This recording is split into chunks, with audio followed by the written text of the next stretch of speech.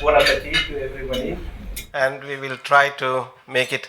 It looks very serious topic, geopolitics, but it's not.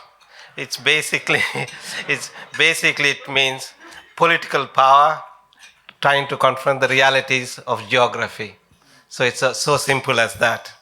And for this, political power, it means two things: control of people and control of resources. It doesn't say which people and which resources, and that's where the confusion comes. And it's about saying, okay, my population is growing, I need extra resources, where do I get these resources from? It's the management of geopolitical or geographic handicaps, if you want to know, be more specific. And I would like to ask the panelists what they think about recent geopolitics and what's influencing this global geopolitical situation. So I will start with John. So you mentioned recent events. Yet now, at this moment, what do you think is influencing geopolitics? Is it technology? Is it shortage of resources? What is influencing? The biggest thing influencing geopolitics, in my view, or on a structural level, is it transcends even geopolitics. It's a struggle over world order.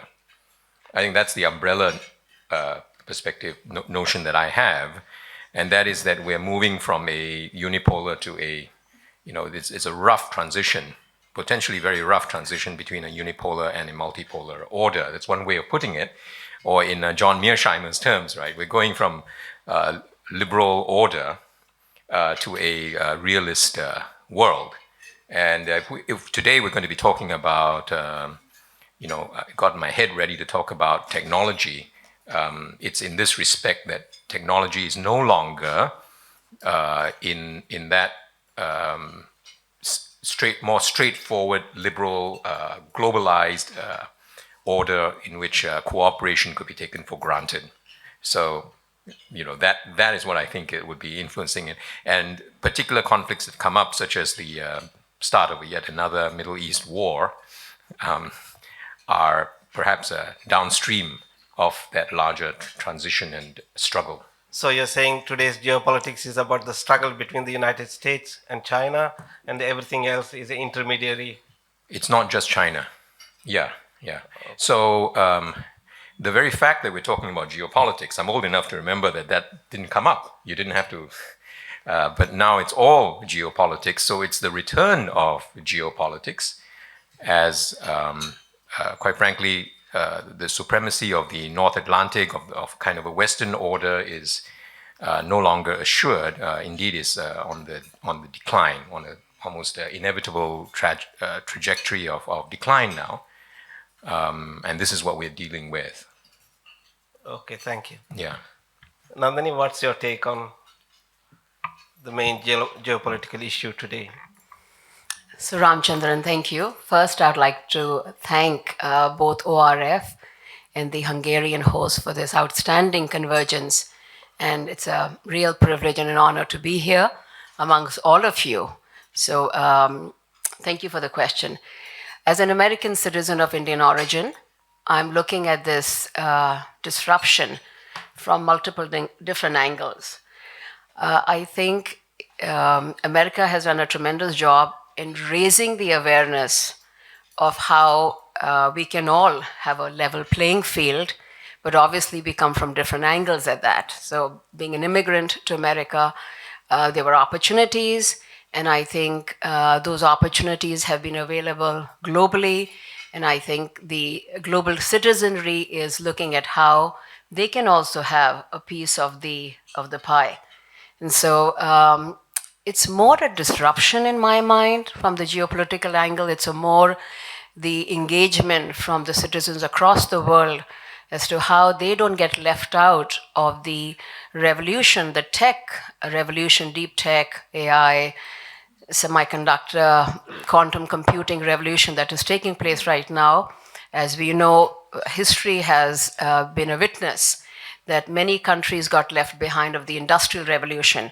And not only the many countries, even the countries that had Industrial Revolution, the Western countries, many aspects of their own citizenry got left behind. So women had, as a woman in STEM, the women got left behind. I think that the present tension and disruption is more to do with how there can be a greater participation from many different angles coming to the table, and they don't get left behind, because this is, in my mind, a convergence of three major revolutions, which I call the ABC: artificial intelligence, B is the biotech, and three is the climate change. And the convergence of those three is it's creating such a large reverberation, and it is going to impact every aspect of the world. And hence, there is a lot of change that is taking place. Thank you. Basically, what you're saying is that there's a convergence in terms of citizens coming together and various types of citizens, women, etc., categories coming together, and technology is creating kind of a world citizen. Not, I won't quite say it that way. What I'm saying is that instead of framing it from a geopolitical aspect of only the countries participating and how they can share the resources, I think this global citizenry per se, no matter which part of the world they are much more aware than they were 50, 60, 70 years ago. It's much more an egalitarian playing field where people have access to information and they have aspirations of participating in the consumption of the resources and also in bettering their life. And I think that is also at play. Of course, the geopolitics is at play. That's a given. We are all aware of that. We would be living under a rock if we did not know that. But what I'm saying is that there is more engagement, not just from the public sector. There's also engagement from the private sector, where private citizen is engaged in seeing how they can they can partake in this change. Thank you. Gergo, what do you think? For example, am I a double citizen, Facebook citizen and Hungarian citizen, or how does it work? Am I sharing allegiance to the Hungarian government or to Mark Zuckerberg? Sorry, what was your last sentence? Am I kind of part of Facebook community or am I Hungarian community? Well, thanks so much for inviting me. I don't think Facebook is a community at all. That's bullshit, in my opinion.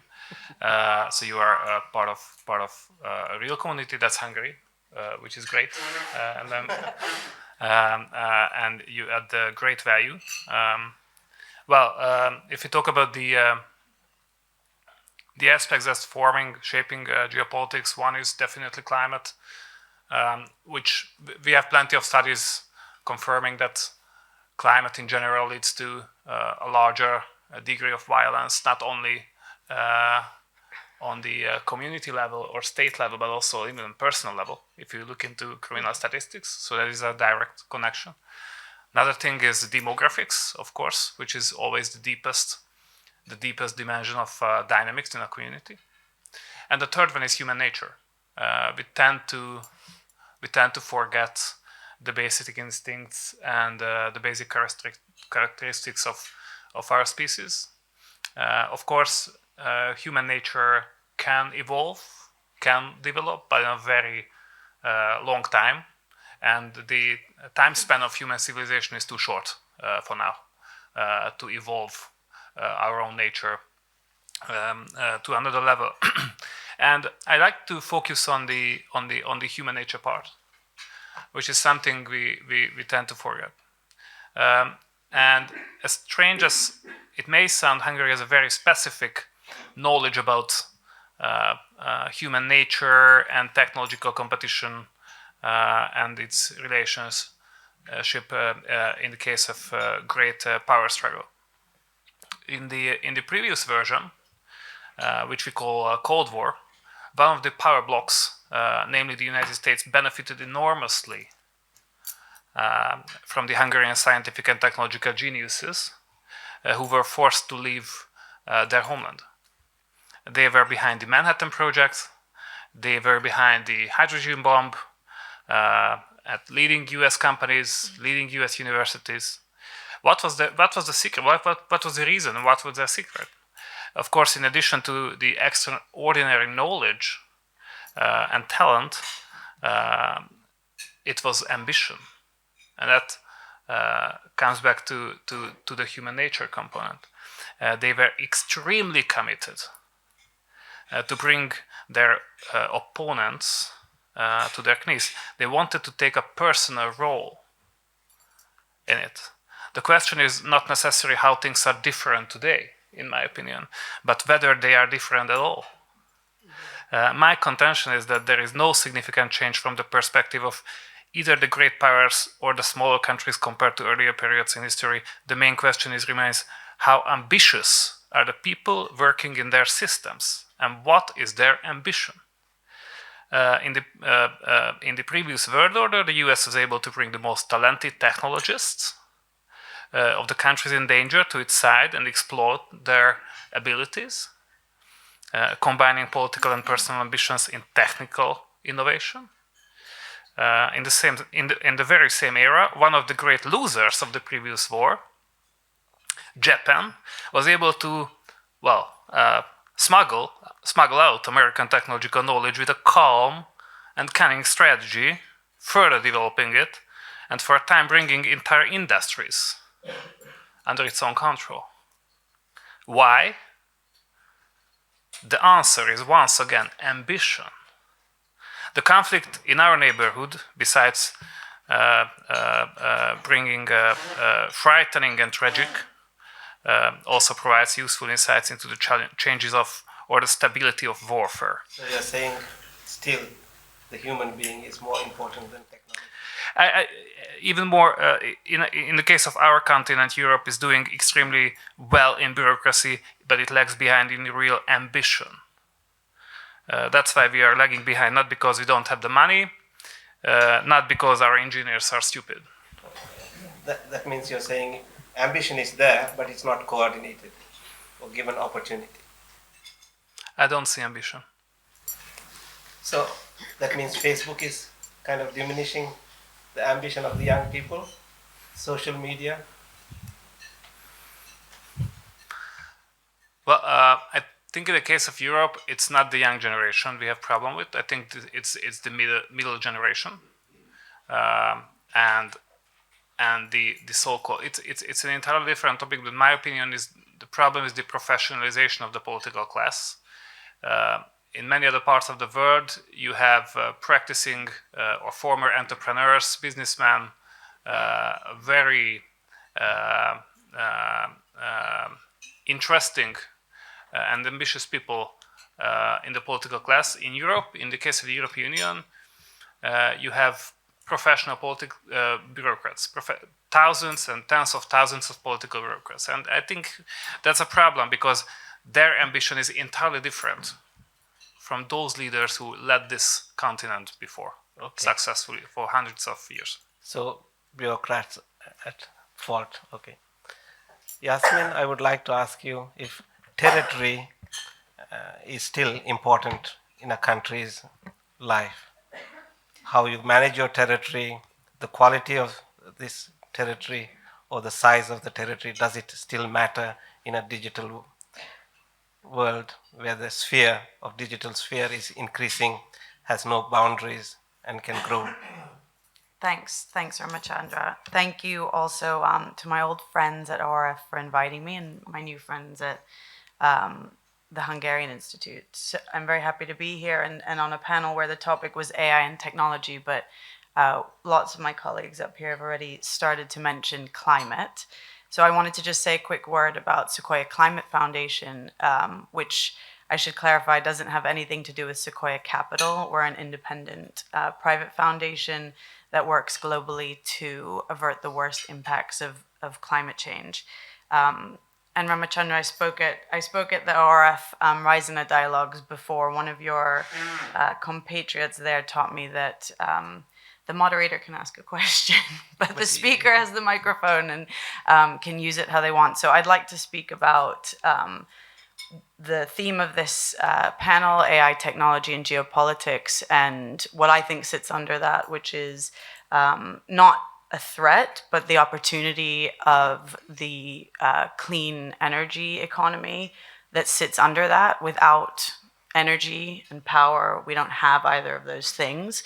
And so even if what the great powers want to compete on is the future economy powered by those technologies, it's clear that that opportunity is not and sort of will never be attained without the energy that sits under it. So that's the case I want to make. Rather than look at it as a threat, see it as an opportunity, and also think about how countries are competing for their share of that opportunity globally. A few facts to share with you. This year, renewables made up 90% of new energy additions. They're now the cheapest source of new electricity in most countries. So energy is becoming more affordable and easier to access. We also know that AI data centers globally used about up to 2% of global electricity. By next year, we're estimating that it will use up the equivalent of what the whole country of Germany uses, and by 2030, we're looking at over 3%. So you see the importance of where energy and power comes from for the trajectory, not just of this technology, but also of the technology that everybody cares most about, I think. Still, we had a blackout in Spain. Sure, yes, exactly. I don't think that's inconsistent with the fact that demand is rising. So what's interesting is also understanding where the opportunities come from in the jobs and the growth, a story of this transition and of the growth in demand for energy. So the World Bank, we're in Hungary, the World Bank recently put out a report showing that Central and Eastern Europe is really well placed to develop clean technology manufacturing. They estimated that by 2030, up to 4% of clean tech, up to 4% of GDP will come from clean tech exports. That's if all the legislation in Europe actually gets delivered in line with current plans, and that it can create about 100,000 jobs. We know that per some of the comments that my colleagues have made about politics and youth, economic growth, as well as sort of these areas of tension and opportunity, these two subjects are super important. And I think you want me to pause there. So I'll end on that. I just wanted to add a question to you that saying that, yes, environment management does create jobs, but artificial intelligence, it's supposed that by 2050, around 60% of the jobs will be lost or at danger. Do you think we will create enough jobs from the environmental management, etc., from your field of generating new forms of energy and give jobs to those who are potentially going to be unemployed? So really clearly, I'm not even talking about environmental management. I'm talking about what I think geopolitical tension and competition is about, which is about how much of the share of the clean energy economy, which is the future economy, each country will control and be part of. And that will manifest in other ways apart from jobs. Of course, AI will have negative impacts, and I think others on the panel might be better placed or prefer to kind of talk about how that all gets balanced. I'm just saying that there is also a jobs and definitely there is a growth economy story within the clean energy transition. I think certain countries are more poised to benefit in those sort of specific subcategories than others necessarily. And I don't know, if now is the time we want to get into it, but clearly there's a huge challenge, not just in the fact that the climate impacts are global, but also the solutions need to be. I know maybe, John, if you're going to speak about the BRI a bit more, that's been one effort by some countries to work together and cooperate on the transition. We know that China produces and refines like 90% of raw materials that go into these supply chains, but China also needs markets to export that to. Sure. To the point that clean tech supply chains are by definition global, and so there will need to be cooperative solutions where there's a sort of positive sum framing for that. So win-win. And I think countries are now trying to figure out how to balance those growth potentials, both on the economic side as well as think about the impact on citizens, the human nature side, the job side as well. The demography. Yeah. John, I would like to come to you saying that, yes, technology might be moving too fast. And how does China manage this speed technology, and how does it keep in pace with the technological development? And it's also a huge population, 1.4 billion people. How does it try to manage the balance between speed of technology and the health of the demographics? Thank you very much. Before I address that, if I may, I'm going to try and frame the issue that the topic today implies, at least for me, and from so you're saying that you don't want to reply to my question? No, I will, but I think we need to get clear about what I understand the theme of this to be about. That is AI and geopolitics, right? According to the email sent to us, we don't need to prepare a particular speech and all that, and I haven't.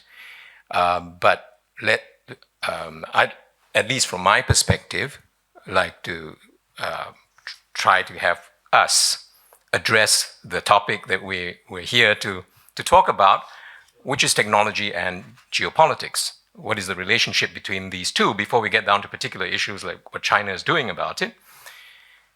And there I think we're seeing AI in particular, technology, becoming geopolitics, becoming geopolitical. And this is truly extraordinary. So let's get back to I think Mearsheimer gives us a great framing for this, a kind of end of a liberal order. And the importance of that liberal order economically and even technologically was a kind of globalized order, a flat world, a single global market, ideally, and a single supply chain ecosystem, the products of which are things like your phones. Your iPhone, for example, is a product of that. And an enormous amount of the prosperity of the last 30, 40 years has emerged from that. That's gone. That's the thing I want to address and talk about and think about. The China issue is part of that. Now, I would, of course, want to do my job as representing a kind of Southeast Asian perspective. I'm from Malaysia. I worked on ASEAN. I run think tanks, ASEAN think tanks, and now I'm based in China. But Malaysia is a very interesting place in this regard, like Hungary, in that it wants to maintain, along with ASEAN, it's fortunate, and unlike Hungary, in having a constellation, a group of 10 countries around them which are like-minded, which aim to have an open regionalism, open to trade with all, and in particular, not wishing to be captured by these great power dynamics. I mean, the founding of ASEAN was all about that. But these are coming home to us now in the form of tariffs, export restrictions, and the weaponization of technology, of the things that we thought were neutral, such as Facebook, or, to be topical, WhatsApp, for example, that I think almost all of us use, that turn out can be used for automated assassination. So, this is a very real issue in regard of three things that I think have been the topic of this entire conference: sovereignty, in particular, and from a global South perspective, development and security. So these... of course, technology, what you're talking about. So technology has become the battleground for this. For Malaysia accounts for 13% of semiconductor exports, packaging, assembly, etc. in the world. We're the second largest exporter to the US after China, and it's right in the crosshairs of this. It's the largest data center hub in Southeast Asia. So the AI issue comes home there. Now, bear with me. Just recently, the Bureau of Industry and Security, part of the Commerce Department of the US,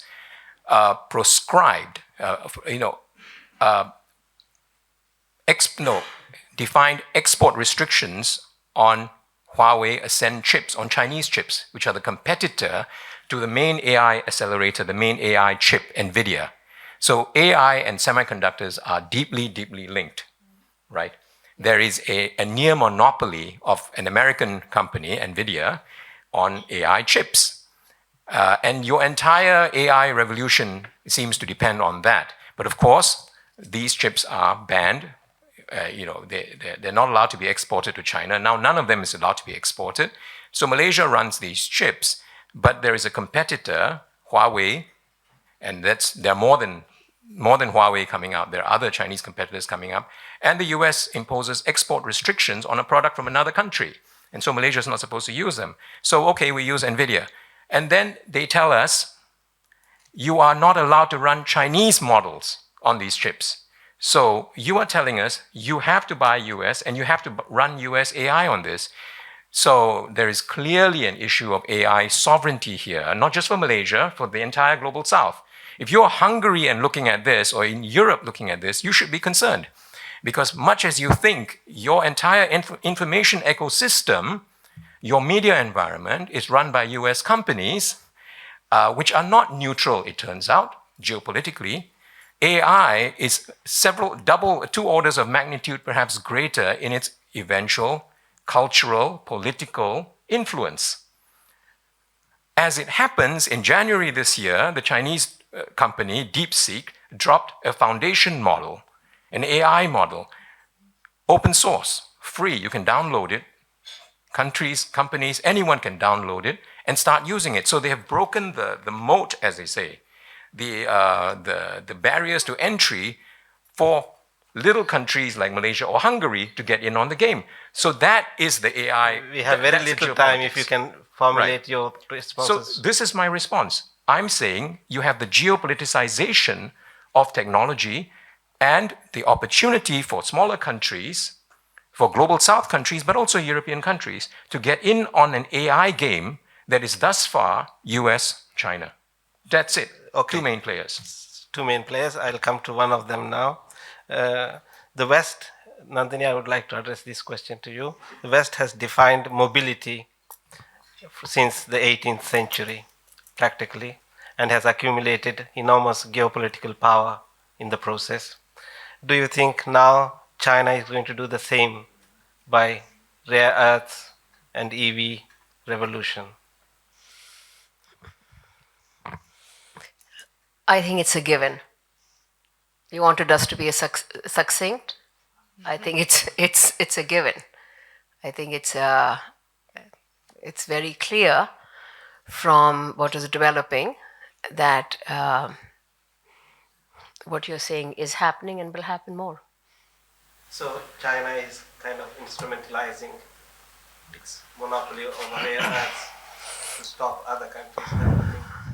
I won't quite qualify it or define it that way.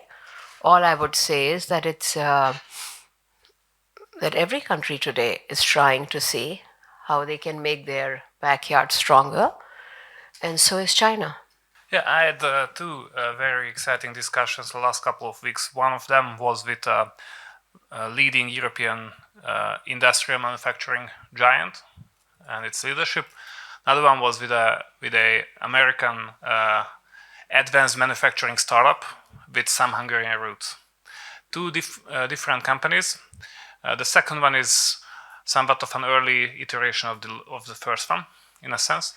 And of course, two entirely different discussions. But there was one single sentence which were the same in the two conversations, and that was a feedback that both companies' leadership traveling to China in every 2 weeks on C-level, management level, to study their competitors in China. That is a massive change comparing to 10 years ago, especially 20 years ago. They are traveling to China not for the market, not for manufacturing options, but to study their competitors because they are so much faster. They are endangering them in their home markets. Once again, one of them is one of the leading European companies, industrial companies. The second one is a hyped American startup from Boston, from Kendall Square. They are traveling on sea level to China every 2 weeks to watch what is happening, and that is entirely new. So you see, it's game over for the West, as you can all see. Now we have some time for questions and answers. If you have questions, please. Ramchandra, I just wanted to say, I don't think it's game over. Oh, thank you for. Absolutely not. I don't think it's game over. It's an ongoing game. That doesn't mean the game is over. I concur with my. The game is never over. Yeah, the game is never over, especially given the human ambition. I agree with Garrigue. In fact, when I was saying that in today's world, the disruption is not just in the hands of political leaders. The disruption is even in the hands of the global citizenry at large. I was absolutely referring to what Garrigue very well articulated. It's the human nature, and the ambition of people is from all over the world is driving the disruption more so than just simply the leaders of countries. So I think the game has thickened, not over. Okay, thanks for that positive note.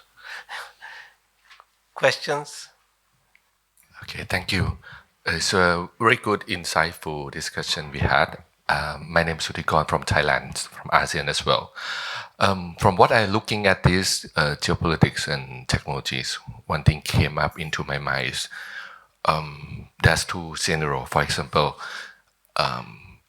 if geopolitics push two sides separate to be very separate, for example, the supply chains, the innovation and technology, so on. One scenario is you double invest for single outcome because two sides have to invest on the same things every time and they compete with each other, but they cannot join force to do things for better of the humankind. So this is the first scenario. And the second scenario is your double investment, but it's triple or quadruple outcome because of the intense competitions. It happens all the times when we are at war, we are competing each other, fighting. And what would be your thought about it? Would it be first scenario or the second scenario? And if it's gonna be second scenario, the first scenario, what would the world should do to help mitigate that?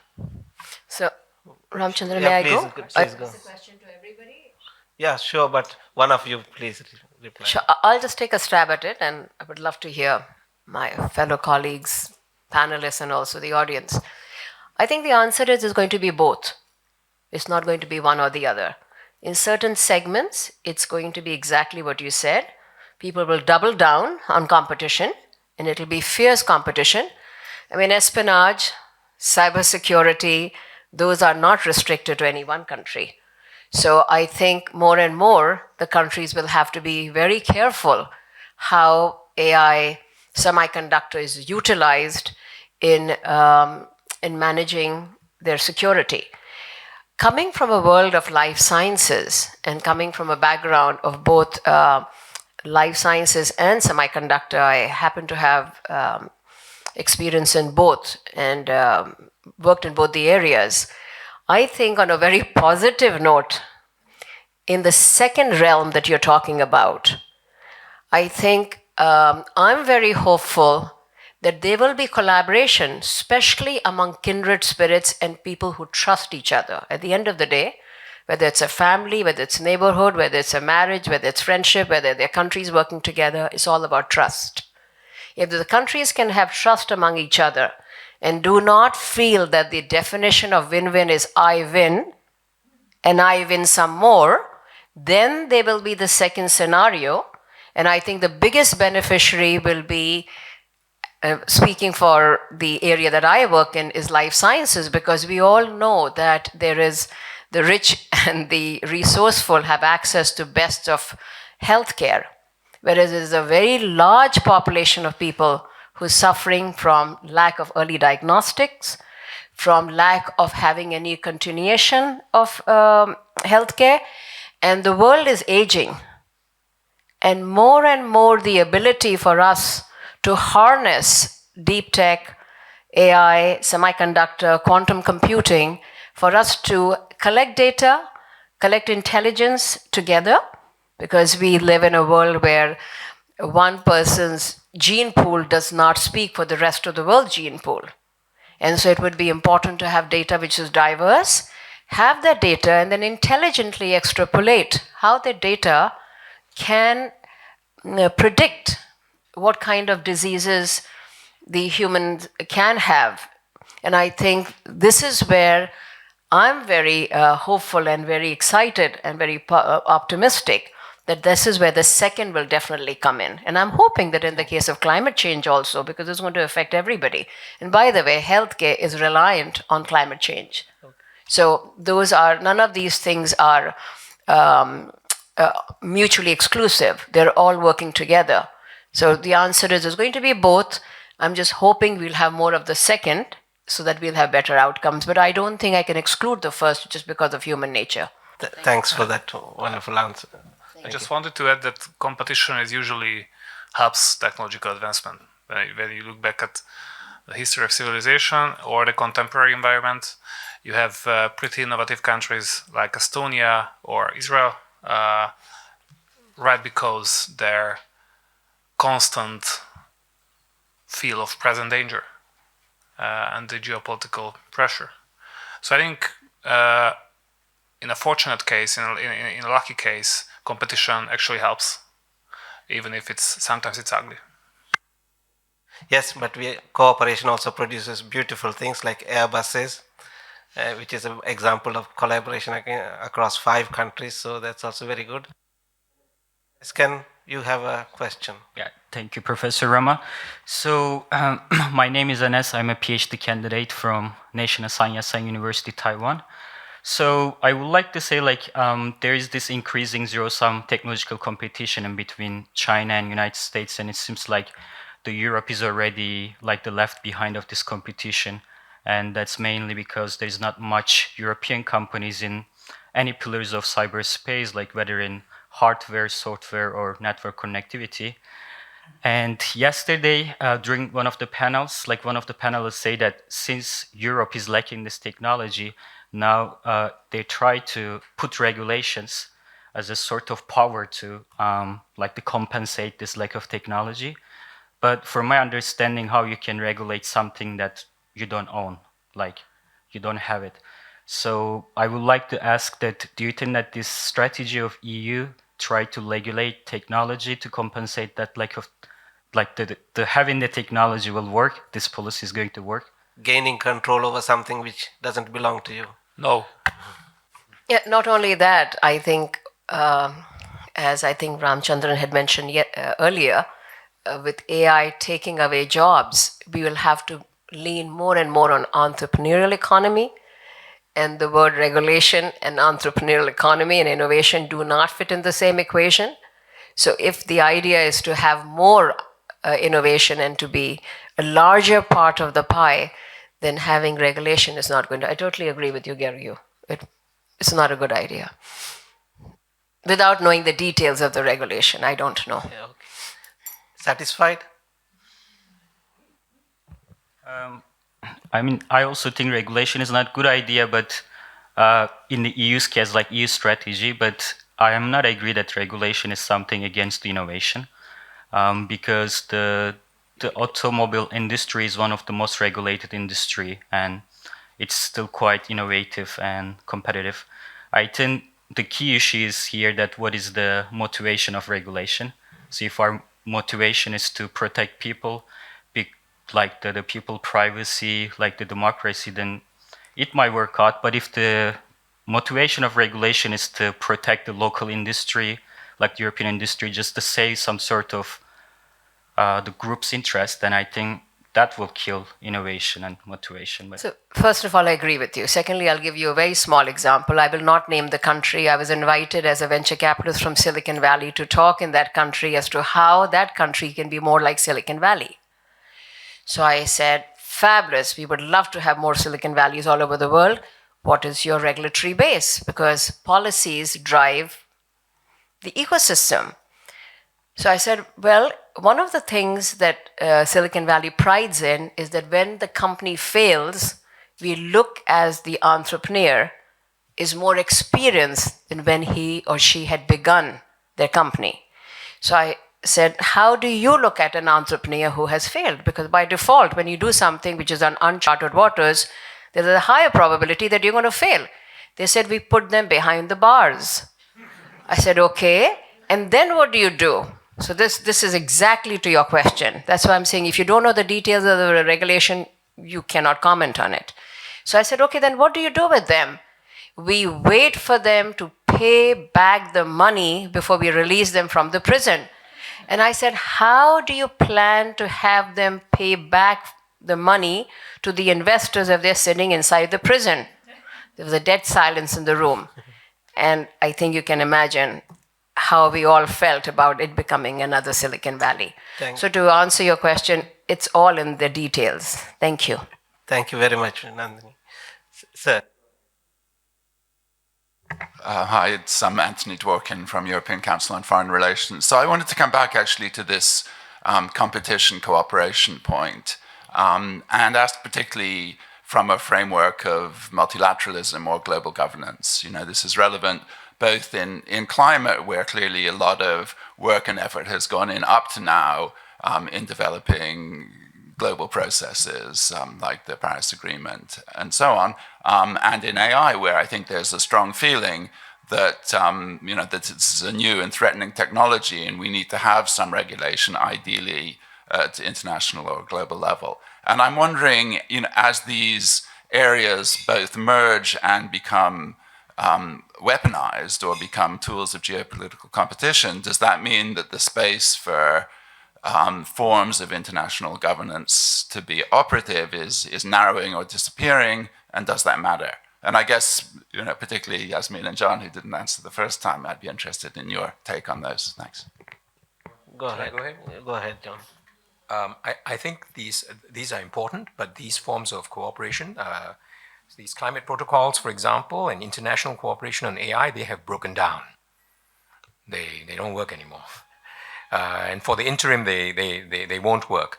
On climate, I think China is doing actually more than its bit. And on clean energy as well. But similarly, on AI, China regulates its own AI to quite a degree, and its own digital space. There are some quite tough consumer protection, data protection laws there. So I don't think there's an operative global regime. If you want to look at this on a broader scale, look at the international trade order. I mean, in what world do the Liberation Day tariffs, right, respect the existence of the WTO? So all that is broken. I'm saying we live in this world in which these fundamental assumptions of ours are broken.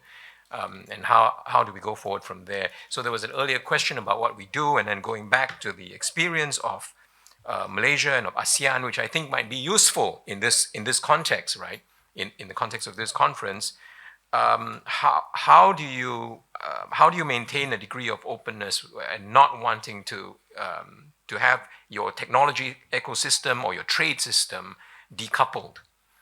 The thing that we all want to resist is that. If they should decouple, then it's going to be very, very expensive, because you're going to have to run two lines. Even the Germans are going to have to run two supply chains. One that the US is going to be happy with, can live with, and one that the rest of the world can live with. Sure. What I see the tendency is that, yes, national systems are maybe closing a little bit, more protection is there, but at the same time, talent is moving ever more than before. Loads of people from Hungary are moving to Germany, to Britain, etc. And that means there is cross-fertilization of talent also at the same time. Any more questions or comments from? Yes, sir. Warwick Powell from Queensland University of Technology in Australia. My question is to everybody, but I was particularly interested in the implications of the shift in the moat in AI technology as a result of the release of open source foundational models. And what does that mean for countries that have until now been, in a sense, left in the dust? Because it seems to me, and I'd be interested in the panel's view, that the opportunities of moats, if you want to think of it that way, has shifted to the application layer. And it is in the application layer that individual nation states and the entrepreneurs in nation states can actually create incredible local value. If I may, I'll go after you. that goes right into the question I raised earlier about the importance of technology sovereignty. So if Malaysia wants to have any degree of sovereignty on AI, open source, open weights models are the way to go. It's precisely in the application layer in which we can run our own instances of DeepSeek or whatever other, there are other open source foundation models out there. That's where we can play. On the foundation model level, no, we're too far behind to catch up on those, and that's the practical situation. But I stress, on the one hand, being driven from the US is a fairly closed proprietary model. You're looking at ChatGPT and so-called open AI, which is closed AI, right? That interest driving it, and from our perspective, you have that and the opportunity to go open. But if we're going to go open, you might have to run what they call Chinese models. The notion of a model having a nationality after it's open is a little bit strange to me, but there it is. Yeah, sure. So, may I? So, I'm a venture capitalist, but first I'm a scientist. And I'm all for innovation and entrepreneurship. And I think an open model is wonderful. And I don't think any one country's model has to be used. The whole notion of open model is that you open it up. Secondly, I'd like to give you an example just because I happen to be from India.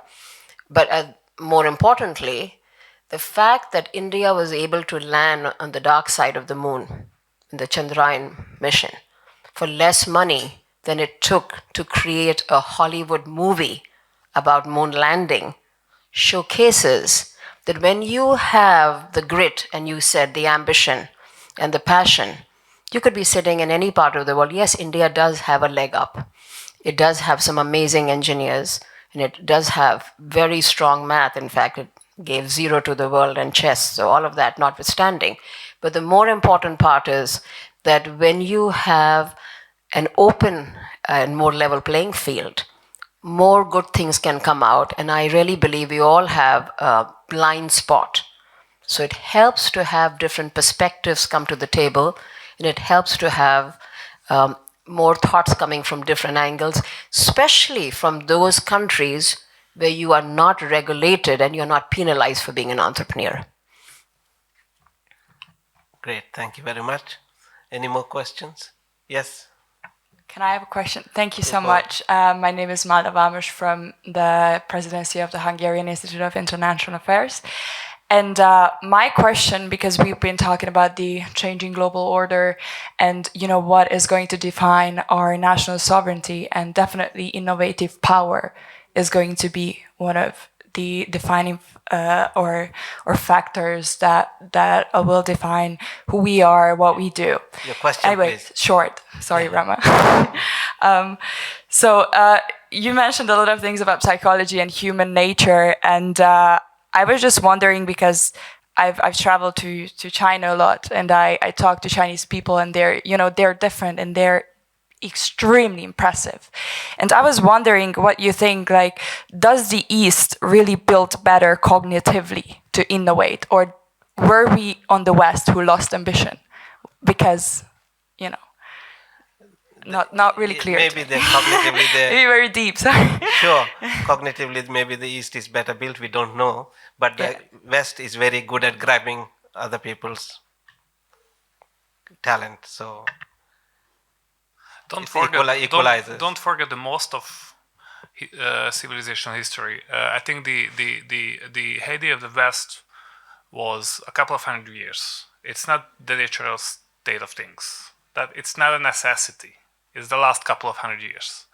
China and the Far East were pretty much ahead of the West in so many levels of science and technology for thousands of years.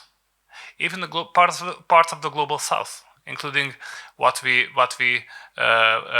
call the Persian Gulf, was pretty much ahead in science, in arts, in architecture, in a lot of things. Last couple of hundreds of years were pretty good for us in the West. It was pretty successful, but it's not a necessity that it's the norm anymore. So it's one of the most interesting questions that you just raised. What kind of cognitive system helps the most when it comes to innovation?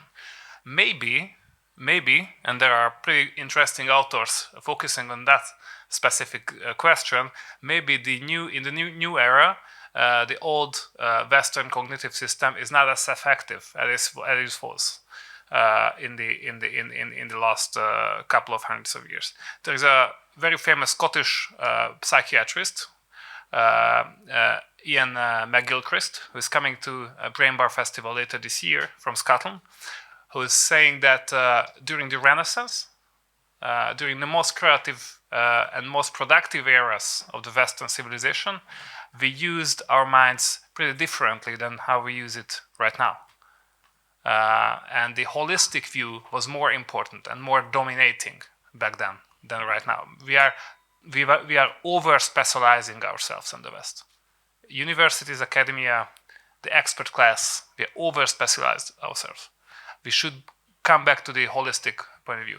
That is what is he's saying, and I think it's pretty appealing. Yeah, that's what you see if you look at how the United States developed itself. It bought people and it bought technologies. Whenever there was a new technology in Europe, United States bought that company and closed it in Europe and took the technology to the United States. So that's what I meant. It knows how to grab the opportunity. But Ram, what I would like to say is, at the end of the day, you have gravitational forces at play, but not everybody has to give in to those gravitational forces. And let's not forget, myself included, and my husband, who's Hungarian German, we chose to go to America. We were not forced to go to America. So I think it's, I agree to what you're saying partly, but also I think it's a question of how you create an ecosystem so people who are ambitious or want to give to society in a certain way or want to work with a more open-minded system will gravitate to. So I just wanted to add that perspective also. Sure. But in India, in IIT, it's a very famous institute of technology.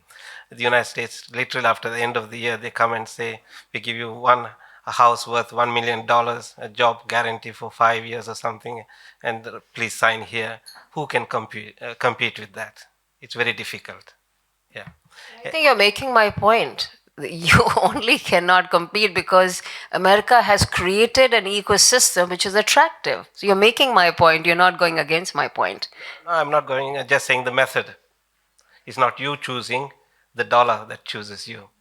No, I don't think it's only the dollar. There are many countries in this world which have a lot of money to offer, and I've visited their research centers, and they're basically like graveyards. Yeah. And any intellectual wants to be with another intellectual. They don't want to be in a graveyard of intellect. So just because you have money doesn't mean that you offer an ecosystem of intellectual curiosity. And we all know that all thoughts emanate from brainstorming. And if we are sitting in our own echo chamber with money around us, that's not going to happen. So I actually differ from you on that point. Okay.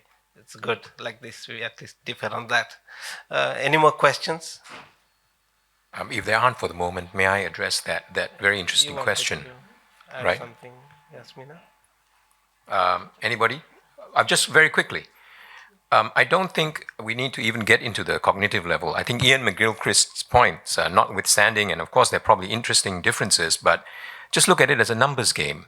I don't think that, well, STEM, people talking about STEM education and attainment, right, which is pretty high in China. I don't think that per capita, I could be wrong, it's much higher than in Eastern Europe and Russia. You know, the actual scientific and mathematical education that kids get. But China alone has a population of more than the entire G7 put together. So it's a very different game, but at a very high level of basic education in STEM. So it's... that alone is something to think about. As Eric Lee said yesterday, and it's true, I mean, China graduates more than half of the STEM talent and certainly of the AI talent in the world. A lot of the AI talent in Silicon Valley is from from China, educated in China originally. So that alone is, it's a figure that a phenomenon that you have to be looking at in terms of where things are going. Any more questions? It has to be said, I think, I don't know if I have the right numbers, but per capita Nobel Prizes won, I think Hungary is one of the highest in the world.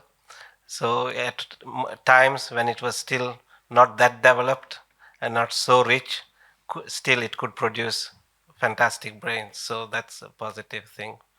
I think the Hungarian language also has a lot to do with it. It's got math and music on its side. And I think when we were talking about the cognitive aspects, there's so many factors that go into what and I think Hungary is not by itself. Israel is another country which has similar 10 million people and per capita has more Nobel laureates than many countries which have 10 times more population. So I think it has got a lot to do with the training, but also I think you had mentioned earlier, Gergo, that it has also to do with ambition, and it has also to do with the geopolitical situation and the necessity. And I think earlier somebody from the audience had said they need to compete. So there are many factors that go into it. Yeah, but there is a big difference. I think 2/3 of the Hungarian Nobel laureates had to leave the country and became successful in the US, in US institutions, in US corporations, in US government programs. The minds are there. The minds are here. So Gergo, you agree that United States is all of us, but China will always be China? Well, yeah, I think it's interestingly put. Yeah, I agree. Yes, sir. Thank you. Just a short remark. I'm a Hungarian boomer. My name is not important. And I'd like to share with you a 2 weeks old news. How is the chance of a small country like Hungary, and how is the chance of the Hungarian language as a small language to participate in the development of the artificial intelligence? So the story is that the Hungarian Competition Office 2 weeks ago made a deal with the Microsoft. The litigation was that Microsoft whether informed properly the Hungarian people 2 years ago when they introduced the use of the artificial intelligence engine for the public. And the result was that no. But the deal wasn't to pay penalty for the Hungarian Competition Office, but Microsoft promised to develop the language model used by Microsoft with 10 billion or 11 billion, I'm repeating, 11 billion Hungarian words and sentences. So it means that in the cyberspace, Hungarian language and the Hungarian culture will be not the finger, but I believe the footprint in the near future. And finally, I'd like to assure you that it was a reliable newspaper article and not a artificial intelligence generated fake news. As a daughter-in-law of Hungary, I agree with you. Hungarian language should be made compulsory, I think, for a lot of countries because it's so beautiful. It's not a question of nationality, just appreciation of construct of a language. I think it should be made compulsory in certain universities around the world. Any more questions or comments? Please feel free to share your experiences or young people here. Yeah, go ahead. I wasn't going to ask, but I will now. Lara Marbach, Technical University of Munich. I believe I was the person who said yesterday the thing about the compensating for power in terms of regulation. And so first, a clarification. I meant in terms of geopolitical compensation, so not that there should be regulation instead of innovation, just that Europe has very little going for it from a technological perspective when it comes to actual digital infrastructure power that is competitive vis-a-vis the US and China. The question is how useful it is to have this either-or language that seems to be dominating this discussion. Because Nandani, I agree with you on your point Certainly, there's going to be exceptions to every rule. Sometimes you need more regulation, sometimes less, sometimes more innovation, sometimes less. Certainly, I think we would all agree that cooperation is not a bad thing, right? This is precisely why we are here. So why continue this polarized either or, either China, either the US, either the global south, either the global north? How does that help us reach our goal, which presumably is to make our people's lives better? Anybody can reply. I think maybe because we are in a transitory phase of disruption, so that's why we don't know this debate where it's going. But I think after a certain time, we'll be more clearer about that. To me, thanks for the question. And it speaks to the question from, I think, Anthony, ECFR, around cooperation versus competition. My personal take on this is, like, politics is cyclical. There's people who are more political than me in this room. There's definitely specific issues and challenges that will just, no matter what, require global solution. I think global health is one of those things. I think climate change is one of those things. And I think technology is another one of those things. So even if we're not seeing global cooperation and the breakdown of Forum 4, where that was happening on some of those topics, I think we'll get back to that at some point, because I don't think we solve these problems that are in the interest of everyone everywhere and can't be solved without everybody everywhere being involved or playing their part in some way. We're in a moment where we're figuring out what that looks like. And I think, I don't think cooperation is dead.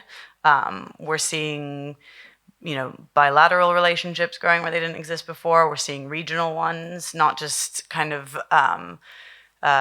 evolve.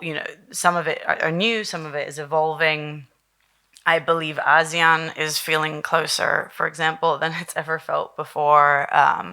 And so I guess I'm just saying I agree. I agree with you, and I think sort of whatever your politics is, those are sort of some of the facts, and the way we will get there is the way we've always gotten there. And I think eventually we'll see people coming back to the table together. It might take a while, it might look different, but there's politics, and then there's also a prize at the end of the rainbow right now on some of these issues, or perceived prize at the end of the rainbow.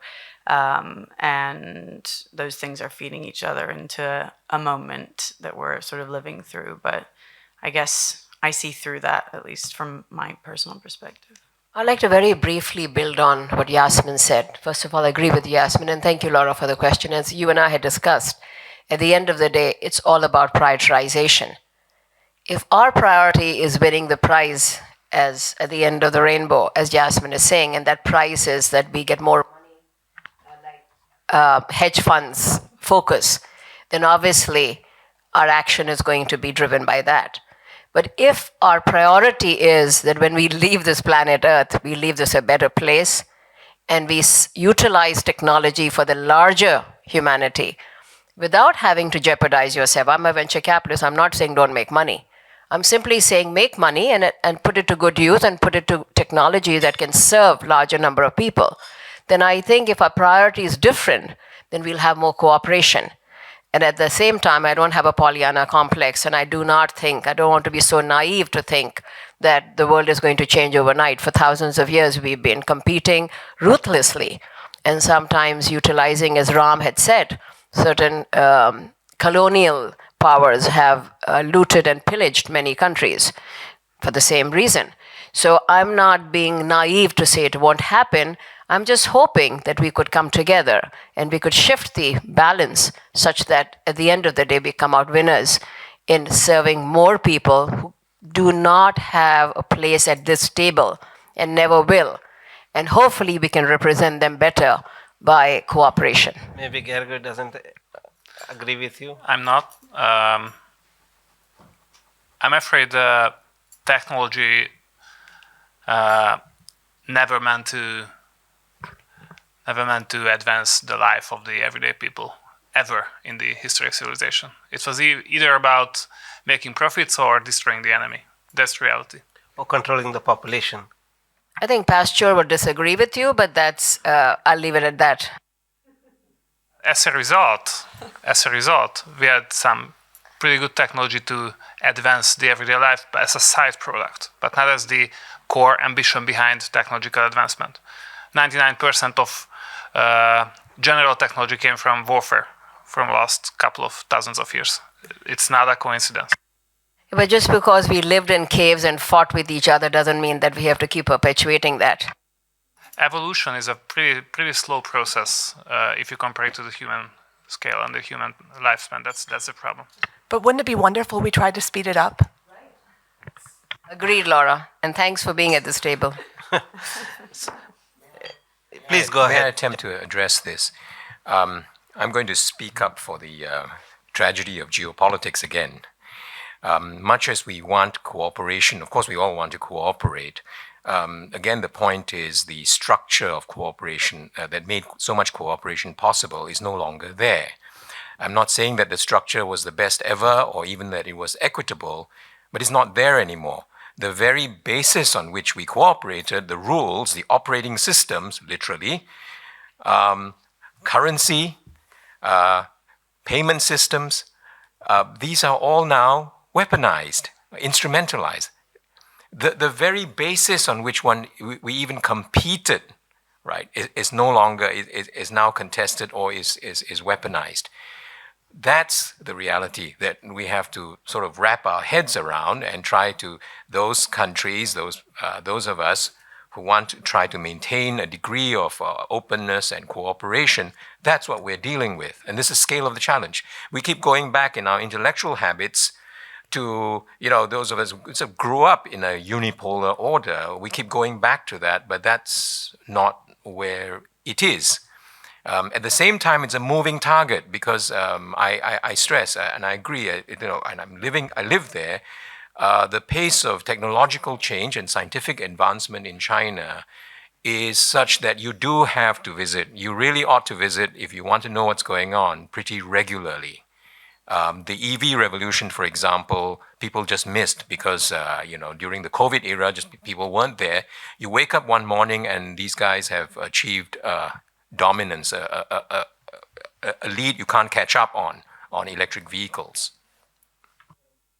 I mean, just to end on a note of optimism for cooperation, WTO is obviously one of the fora that's helped, and people on this panel are speaking about the world order disintegrating. Like 95% of trade governed by WTO continues. There's tens of thousands of rules and laws that all countries still comply with in the vast majority of traded goods globally. So I think we should just hold on to that a little bit in the context of competition versus cooperation, competition and cooperation.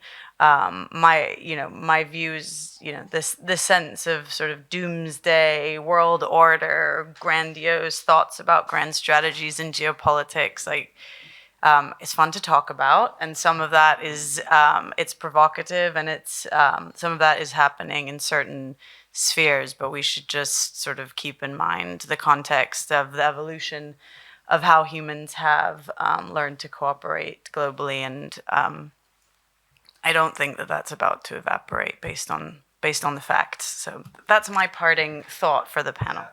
I think the defense of Europe, we can say that there have been so many wars in Europe, so much violence, and the thing is that now Europe is in a cooperative mood and not in the mood for war and competition that sheds blood rather than creative cooperation. That's why it's looking out to India, Brazil, other continents for cooperation, and I think maybe Europe will succeed in its mission in the future. Thank you.